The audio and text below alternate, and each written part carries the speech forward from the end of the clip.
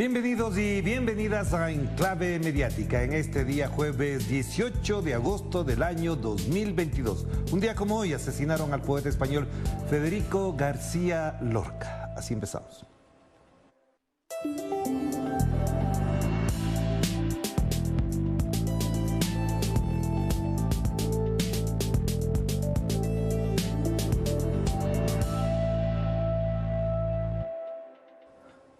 Iniciamos Enclave Mediática para conocer la actualidad que hace noticia en América y en el resto de nuestro planeta. Un análisis a la realidad que intentan reflejar los diarios, los portales, las redes sociales y los canales de comunicación. Empezamos con las portadas y esta del diario La Hora, que reitera la imagen de lo ocurrido el domingo pasado en la ciudad de Guayaquil, pero ahora obviamente le da un giro porque efectivamente hay un análisis sobre esta realidad. Las narcobandas también cobran las vidas de niños. Se parece que se dan cuenta recién a propósito de esto. Esto venía ocurriendo varios meses atrás. ¿Qué dice la nota? En lo que va del año 2022, en la provincia de Guayas, 42 niños y adolescentes han perdido la vida debido a la violencia por asaltos o enfrentamientos entre las narcobandas.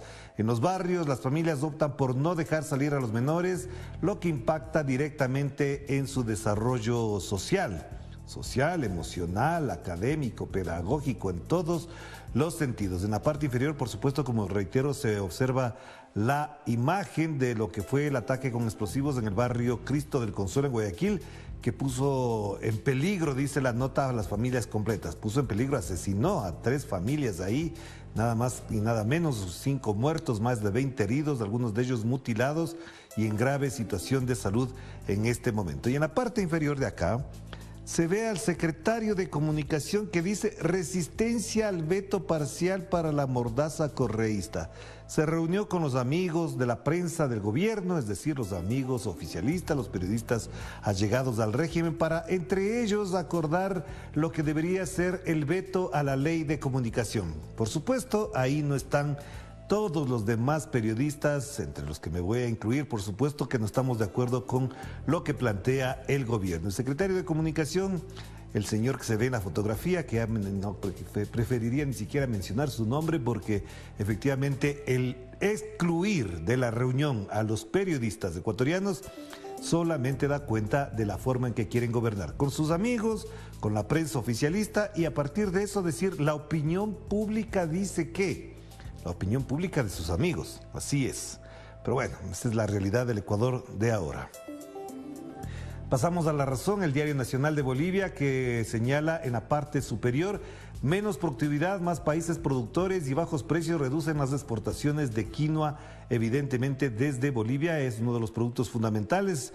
Nadie puede olvidar cuánto impulso tuvo en el gobierno de Evo Morales la producción de quinoa y que efectivamente generó exportaciones de alto nivel desde ese país andino al resto del mundo. Y en la parte central, el titular principal dice: la presión obliga al señor Fernando Camacho, al gobernador de Santa Cruz, a insistir con censo en el año 2023. El censo que se tiene que realizar, que no se pudo hacer en debido tiempo por la falta de recursos, por la dictadura, etcétera, etcétera, etcétera. Todos sabemos. El señor Camacho conminó al gobierno a definir la nueva fecha hasta septiembre. En cambio, el gobierno en La Paz defiende también un proceso técnico y despolitizado. Ya no sabe de qué agarrarse el señor Camacho para hacer oposición. Ahora es el censo, mañana serán las lluvias, pasado será el calor, etcétera, etcétera, etcétera. Pero bueno, ahí estamos en esta situación. Y esa fotografía que efectivamente da cuenta de un rapto que sorprendió a muchos ahí. El retrato del bebé y el identikit de la señora que lo rapta.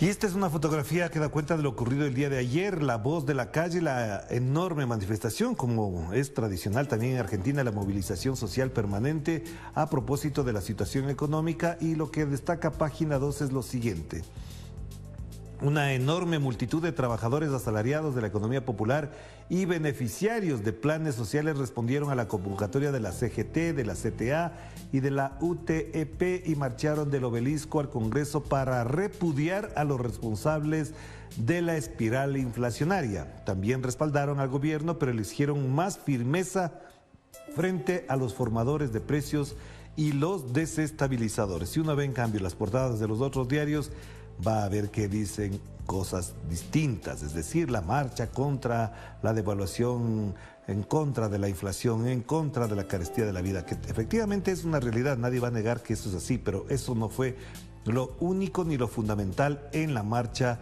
potente de ayer en Buenos Aires. Pasamos al diario El Peruano. Fuerzas Armadas desbaratan el abastecimiento y control de remanentes de Sendero Luminoso. Incautan armas y material subversivo, reportan 15 bajas senderistas. El cabecilla Víctor Quispe Palomino estaría herido. Él es uno de los legendarios líderes del grupo subversivo Sendero Luminoso. Y el alto mando castrense destaca éxito de acciones militares en Vizcatán y el cumplimiento de los objetivos estratégicos. Operación Patriota en el Braén asesta duro golpe al terrorismo, dice el diario oficial de Perú. Y en la parte inferior se ve al presidente de la República, Pedro Castillo, que recibió en el Palacio de Pizarro a las autoridades de la región de Tacna y participó con ellas en una ceremonia cultural como parte de las celebraciones por el 93 aniversario de la reincorporación de la ciudad heroica al Perú. Esto es lo que se destaca en la portada. Cada vez es más firme el apoyo popular, ciudadano, social, gremial de Perú hacia el presidente Pedro Castillo. Ahí ven la fotografía. Y el diario La Jornada de México en este miércoles 17 de agosto destaca esta fotografía que da cuenta de la situación que ocurre allá, por supuesto entre México y Estados Unidos, pero que también es prueba evidente de lo que está pasando en el planeta con el cambio climático. Pega a México y a Estados Unidos, baja en el cauce del río Colorado. El río Colorado, como ustedes saben, era quizás uno de los más caudalosos, o todavía sigue siendo uno de los más caudalosos, pero fíjense en cómo ha disminuido su potencial en esa zona, lo cual obviamente también afecta a la producción agrícola de esa zona. Y en la parte principal el titular es respetable, el plan de seguridad de México, dice el embajador estadounidense. Hay que acatar su soberanía, manifiesta el embajador. Firme postura de colaboración con el gobierno de López Obrador. En gira por Aguascalientes elogia blindajes en áreas estratégicas y reconoce que hay preocupación en Estados Unidos por la ola de violencia. También debería preocupar a México la ola de violencia en Estados Unidos, y a todo el mundo debería preocupar las olas de violencia que provoca Estados Unidos en el resto del planeta. También es así. Y vamos a últimas noticias. 12 millones de hectáreas han sido entregadas para la producción. Una reforma agraria pacífica y silenciosa ha ocurrido en Venezuela, dijo ayer el presidente Nicolás Maduro. Esto es muy importante en función de lo que está pasando en la revolución económica de Venezuela. Desde la llegada de la revolución ha sido regularizada la tenencia de 3,5 millones de hectáreas, afirmó el mandatario. Maduro ordenó la creación de la Comisión Nacional de Tierras, órgano de carácter consultivo que tendrá voceros parroquiales, municipales y estadales, dice la nota de portada de Últimas Noticias. Y una noticia también importante es que ayer se destacó en redes sociales: Colombia otorgó el beneplácito a Félix Plasencia como el embajador venezolano en Bogotá. Es un momento histórico que marca una nueva etapa en las relaciones diplomáticas entre los dos países, dijo el canciller Carlos Faría. Así es, esto es muy importante en la normalización de las relaciones entre Venezuela y Colombia a propósito de ya el gobierno establecido y en marcha de Gustavo Petro. Y Granma pues declararon duelo oficial en Cuba. Este es un tributo que se hace por supuesto a las víctimas, a los caídos, como señala la nota de Granma, en el cumplimiento del deber en el incendio de la base de supertanqueros de Matanzas. Tenemos que leer la nota porque es muy importante, en general, porque dice: no es posible identificar los restos de las víctimas del incendio en Matanzas. El doctor Jorge González Pérez transmitió la condolencia de los científicos y peritos a las familias de los fallecidos porque el calor, el incendio prácticamente derritió los cuerpos y las piezas óseas. Será muy difícil identificar una por una, es lo que se manifestó entre los expertos que plantean esta situación, que explican esta situación para ser más exactos. Y lo que dice Granma es un justo tributo, el control y la extinción del incendio en la base, el control y la extinción del incendio en la base de supertanqueros de Matanzas constituyó un acto heroico en el que prevaleció el coraje personal y colectivo y significó una nueva epopeya de nuestro pueblo, dice la nota de Granma. Miren este titular. Con este titular uno podría darse el lujo de hablar media hora en función de lo que plantea el país. Habría que incluso matizar. La Unión Europea prepara un plan para frenar a China y Rusia en Latinoamérica. Ah, qué bueno. O sea, los de la Unión Europea están muy preocupados por eso y nos van a ayudar a que no ingrese ni China ni Rusia en Latinoamérica. Cuando, señoras y señores de Europa, pregúntense hace cuánto tiempo China y Rusia mantienen relaciones comerciales de alto nivel con América Latina. Les voy a poner un ejemplo, señores del país, para que al menos maticen su titular y no crean que todavía somos una colonia de Europa. No somos ni colonia de España, ni de Francia, ni de Inglaterra, ni de Alemania, ni de Portugal, ni de nada. China, por ejemplo, es el primer socio comercial de Chile, por mencionarles un solo caso. China es el país que más consume petróleo ecuatoriano o que se exporta desde Ecuador hacia China desde hace algunos años ya. Y Rusia ha establecido relaciones comerciales, científicas y culturales con Brasil, por ejemplo, con el señor Jair Bolsonaro, con Argentina, desde la época de Kirchner, de Cristina, de Macri y ahora con Alberto Fernández. Así que si ustedes están preocupados por seguir siendo la colonia que ordena con quién debemos comercializar, establecer relaciones, se han equivocado. Se han equivocado porque la Unión Europea, preocúpese de sus problemas, que son graves, muy graves los que vive la Unión Europea, y dejen a Latinoamérica que se decida y autogobierne por su cuenta. Que es cierto, es verdad. Pekín ha multiplicado por 26 su inversión en 20 años y Moscú eleva su influencia, dice. Su influencia. ¿Qué les llamarán ellos influencia a los europeos? En realidad que creen que todavía somos colonia, que ellos son los colonizadores, que ellos nos tienen que decir cómo debemos vivir, comer y comerciar. Bruselas ha trazado una contraofensiva comercial y diplomática de cara al año 2023. Ok, vengan, hablamos de tú a tú. Y si es que hay que comercializar con ellos, pues sí, pero no pueden decir que para desplazar a China y a Rusia van a establecer un plan desde la Unión Europea. Da pena a veces escucharles en pleno siglo XXI como si fuesen todavía los colonizadores de otros continentes. Imagínense lo que piensan de África, también al continente al que ellos creen que deben decirle incluso qué tipo de lenguaje utilizar. Pasamos a los portales informativos. Telesur destaca: 9 trabajadores quedan atrapados tras un colapso de una mina en Colombia. Voluntarios de la Defensa Civil, el Grupo de Seguridad y el Salvamento Minero apoyan en las labores desde minutos después de acontecido el incidente en la mañana de ayer. Ocurrió esto y hasta ahora se mantiene la urgencia en este tema. Costado derecho, y lo que mencionábamos ya de la creación de la Comisión Nacional de Tierras. Piden en Brasil acusar a Bolsonaro de difundir noticias falsas porque no ha hecho otra cosa durante sus 4 años de gobierno. Y por supuesto, Cuba declara duelo oficial por las víctimas del incendio en Matanzas. En noticias de América Latina y el Caribe, lo que ocurre en Paraguay es muy importante. La concertación opositora presenta la precandidatura de Efraín Alegre para presidente de la República de ese país sudamericano. Efraín Alegre lo hemos tenido en 2 ocasiones en el espacio En Clave Política y obviamente será oportuno también llamarlo para conversar a propósito de esta precandidatura presidencial en función de los comicios que se avecinan en ese país.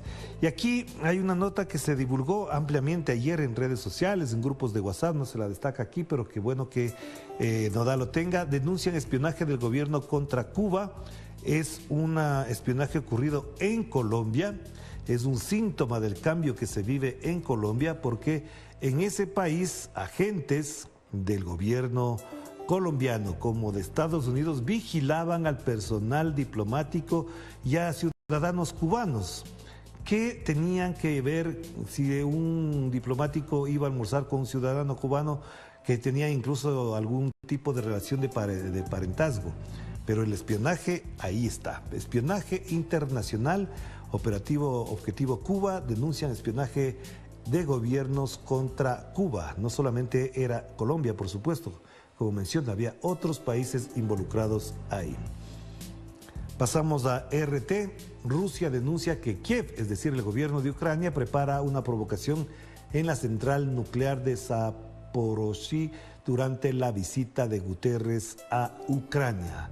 El secretario general de la ONU, de la Organización de las Naciones Unidas, visitará Ucrania y según Rusia se prepara una provocación en la central nuclear, una de las más grandes de esa región, para mencionarlo de esa manera. No veo otra información que pueda llamar la atención, pero bueno, esto es lo más importante destacado por RT. Y vamos cerrando con Sputnik. La defensa rusa revela detalles de la catástrofe que prepara Ucrania en la central nuclear de Zaporozhye. Ahí está. Por otro lado, también tenemos información importante de que hablarán en la reunión de Guterres con Erdogan y Zelensky en Leópolis. Señala la información de Sputnik a esta hora. Y vamos cerrando obviamente con Hispan TV. China enviará fuerzas a Rusia para ejercicios militares conjuntos. China planea enviar fuerzas militares a Rusia con el fin de participar en los ejercicios militares que se celebrarán del 30 de agosto al 5 de septiembre. ¿Se imaginan ustedes ya la reacción de Estados Unidos y de la Unión Europea cuando vean esos ejercicios conjuntos, esos ejercicios militares entre China y Rusia? Pues no solamente que les temblarán las piernas, sino que pensarán dos veces en mantener sus posturas hegemónicas en todo el planeta. Hagamos la pausa, ya volvemos.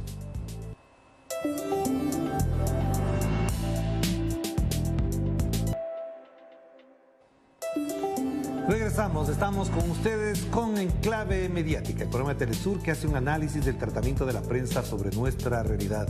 En Brasil, la Policía Federal pidió autorización a la Corte Suprema para acusar al presidente Jair Bolsonaro por difundir información falsa sobre la COVID-19 y desaconsejar el uso de medidas de bioseguridad.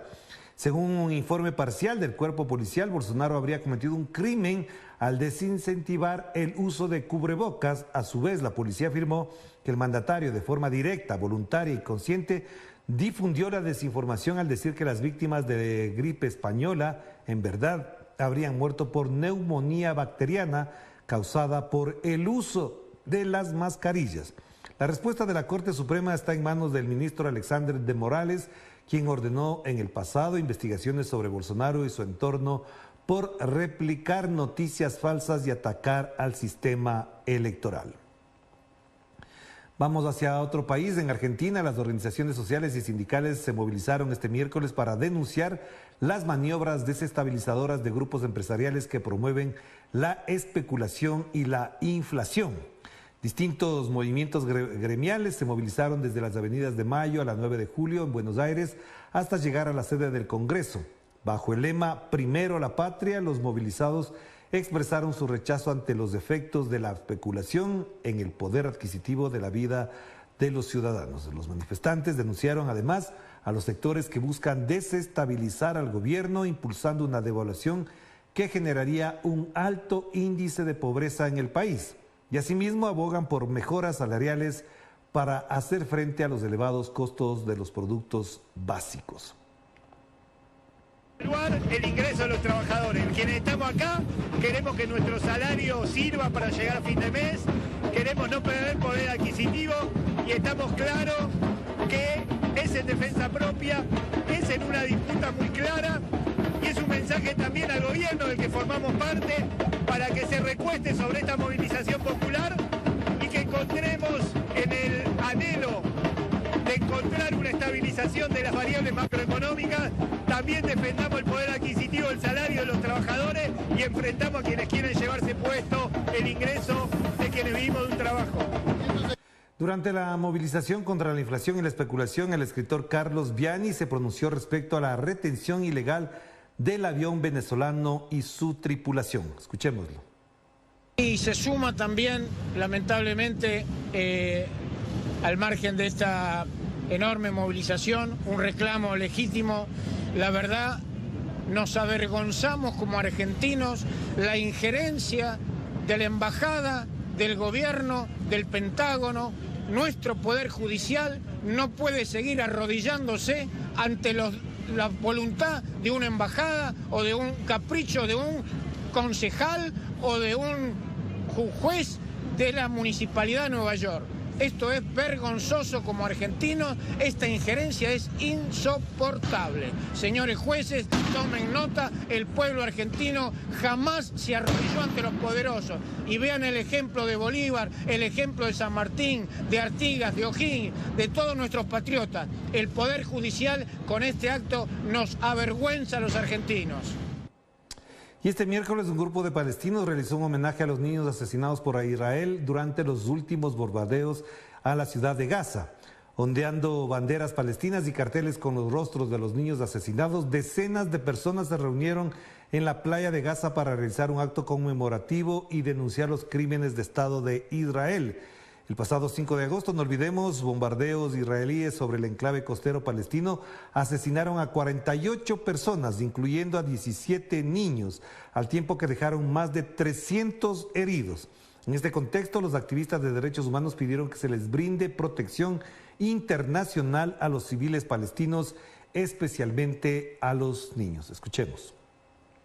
Hoy este mural muestra los nombres de 17 de nuestros niños martirizados. Tiene 100 metros de largo y es el primer mural que se realizará. Y China volvió a exigir a Estados Unidos que levante todas sus sanciones unilaterales contra Afganistán y libere los activos de ese país congelados en sus bancos para que pueda emprender la recuperación por la grave crisis humanitaria tras casi 20 años de conflicto bélico. Escuchemos. Pero una vez más, su oposición a las sanciones unilaterales que Estados Unidos aplica contra Afganistán y exigió a Washington levantar de inmediato esas medidas punitivas y descongelar los activos afganos incautados en ese país, al denunciar que se trata de un robo al pueblo de esa nación centroasiática. Beijing denuncia que Estados Unidos inició la crisis en Afganistán y por lo tanto tiene la responsabilidad principal de tratar de restaurar la paz, la estabilidad y la reconstrucción de ese país.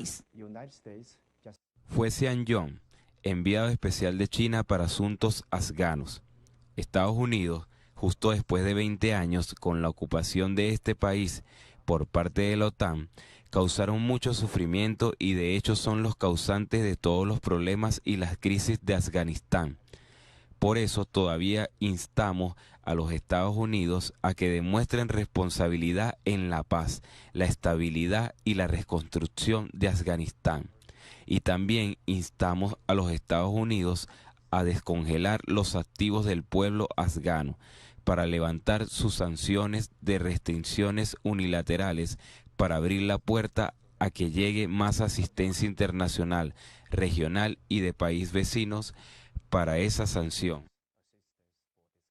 China siempre ha denunciado que Estados Unidos y la OTAN son los principales responsables de la crisis y destrucción en Afganistán tras casi 20 años de guerra y ocupación militar. Al cumplirse un año de la salida abrupta de las tropas estadounidenses de ese país, China advierte sobre la grave crisis humanitaria que vive Afganistán, donde 18,9 millones de personas, casi la mitad de su población, enfrentan escasez de alimentos y 6 millones están a un paso de la hambruna. En medio de esta situación, Beijing ya ha enviado varios lotes de ayuda humanitaria y ha manifestado su disposición de contribuir a la transición y reconstrucción pacífica de ese país. China considera que un Afganistán estable y en paz es beneficioso para todo el mundo y de manera especial para sus países vecinos de Asia Central. De ahí que ha llamado a la comunidad internacional a que brinde apoyo y orientación a los talibanes actualmente en el poder para que avancen en la conformación de un gobierno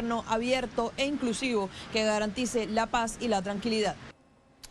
Y ahora veamos el siguiente tuit. En Ecuador denuncian que el ex vicepresidente de la República, Jorge Glass Espinel, es víctima de un secuestro institucional y político. Soy un preso político y todo el mundo lo sabe. Me concentro en el tema de salud porque ya no aguanto más, dijo Glass. Aquí ustedes pueden apreciar el tuit de Sofía Espín, asambleísta por la Revolución Ciudadana, a propósito de lo que mencionábamos. Y esta es la toma de pantalla de la audiencia por habeas corpus a Jorge Glass la tarde de ayer, que fue negada. Pero escuchemos el audio donde habla Jorge Glass. Cuando estaba en Cotopaxi y llegó el COVID, el médico del centro de salud inmediatamente emite un reporte diciendo este hombre se puede morir, trasladen a otro lugar, una cárcel de 5.000 personas, tiene riesgo de muerte. ¿Sabe lo que hicieron, señora magistrada? A mí no me trasladaron. Trasladaron al doctor por haberse atrevido a decir eso por escrito. Eso hizo el Ministerio de Salud Pública. Señora magistrada, a mí nadie me quiere atender porque amenazan penalmente a los médicos. ¿Usted cree, señora magistrada, que yo ahorita que la estoy viendo bañada en sangre? ¿Usted cree que es normal que yo tenga que imaginar y soñar a cada rato que me están decapitando? Por Dios, a veces no puedo comer. ¿Cuántas de las recomendaciones de la famosa comisión dispuesta por la CIDH se han implementado? Y la respuesta es ninguna. Si usted se pregunta si yo tomo más o menos medicinas de las que tomaba cuando la comisión hizo su informe, tomo más. Entonces, ¿de qué estamos hablando? ¿Cuál es la tutela del Estado en el tema de salud? Las placas que llevé al hospital Pablo Arturo Suárez no me las hicieron ellos. Son placas privadas. 3 amigos hicieron una vaca para poder pagarme las resonancias magnéticas, las tomografías, y con eso pudieron desesperadamente, un doctor Barriga valiente, un doctor de esos honorables, dice: este hombre hay que internarlo, lo están matando. Y todavía con 3 hombres con metralletas, como que si yo fuera el Chapo Guzmán. Eso no es tortura, señora magistrada. Yo he matado a alguien. Yo soy un preso político y todo el mundo lo sabe. Me concentro en el tema de la salud, porque ya no aguanto más. Ya no aguanto más, magistrada. Yo ya no puedo seguir viviendo con tanto dolor, con 40 pastillas diarias. Ese es el testimonio desgarrador del ex vicepresidente Jorge Glass, que, como él mismo se señala, es un preso político que ya debió salir en libertad hace 20 meses con las medidas que la ley le otorga en calidad de preso común. No es siquiera un privilegio de algún ex vicepresidente o algún presidente. Así que esa es la realidad. Duele, desgarra el alma saber que esto se hace con un ser humano y que la justicia, obviamente dirigida por el gobierno del señor Guillermo Lasso, sigue actuando con venganza, con saña. Y un detalle importante: la notificación de la negación del habeas corpus primero fue divulgada por unos periodistas que siempre están divulgando noticias o fake news desde el campo de la justicia. Le llegó antes a un medio de comunicación, un periodista de esos aliados al gobierno, antes que al propio abogado de Jorge Glass. Así actúa la justicia en el Ecuador. Hasta aquí llegamos. Nos vemos mañana y no se pierda esta noche en Clave Política. Chao, chao.